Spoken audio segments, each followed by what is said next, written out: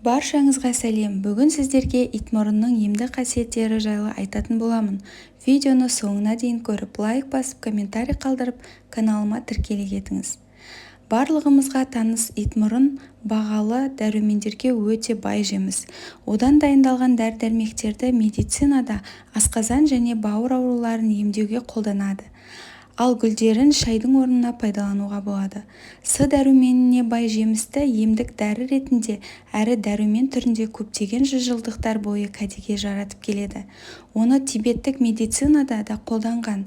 Шығыста итмұрынды аса жоғары бағалап, оның адам күш-қуатын арттыратын, көңіл күйін көтеретін, әдемілік пен денсаулықты арттыратын қасиетке ие екенін айтады. Итмұрынның тек бір бөлігін пайдаланып қана қоймай, тамырынан бастап, жапырағын, гүлін, жемісін де емдік дәрі ретінде пайдаға жаратады. Бұл өсімдіктен түрлі емдік шәрбаттар, тұнбалар, қайнатпалар мен сығындылар және шипалы өсімдік майын дайындайды. Сонымен қатар халықтық медицинада бауыр мен өт қабы ауруларында, қуық қабынғанда, жүрек ауруларында, туберкулезге шалдыққанда арнайы қабылдайды. Итмұрын жемісінің 10-15 грамын күніне 1 рет, ал тұнбасын күніне 2-3 рет жарты стақаннан ішіп отыру қажет.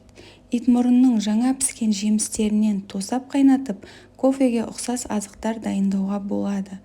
Мұндай тосаптарды шыны ыдыстарға құйып, қараңғы әрі салқын жерде сақтау керек. Итмұрынның тұнбасын дайындау үшін оның кептірілген жемістерін пайдаланады. Дайындалған тұнбаны дер кезінде, яғни қайнатылғаннан соң бірден ішу қажет. Оны ұзақ сақтауға болмайды. Итмұрын қайнатпасының пайдасы және де итмұрын қайнатпасын дайындау әдісі жайлы айтатын боламын. Ол үшін біз 1 келі кептірілген жемісті 1 литр суда қоюланғанша қайнатып, артынан сүзгіден өткіземіз. Дәміне қарай қант пен лимон қышқылын қосуға болады. Дайын болған тәтті қоймалжыңды су құйылған ыдысқа салып, тағы біраз қайнатамыз. Осындай тәсілмен қайнап шыққан қоймалжың сұйықтықты тыныс алу жолдары суықтағанда, суық тигенде ішсеңіз тез айығуға көмектеседі. Сонымен қатар операциядан кейінгі қан аздықты және қан айналымды қалыпқа келтіруде осы өсімдіктің жаңа піскен жемістерінен тұнба дайындап ішсе пайдасы мол. Қайнатылған тұнбаның 1 стақанын күніне ішіп отыру қажет. Өйткені ол асқазан қыжылы мен бүйректе тас болса, немесе әйелдердегі қан кету кезінде де итмұрын қайнатпасын көмектесе алады.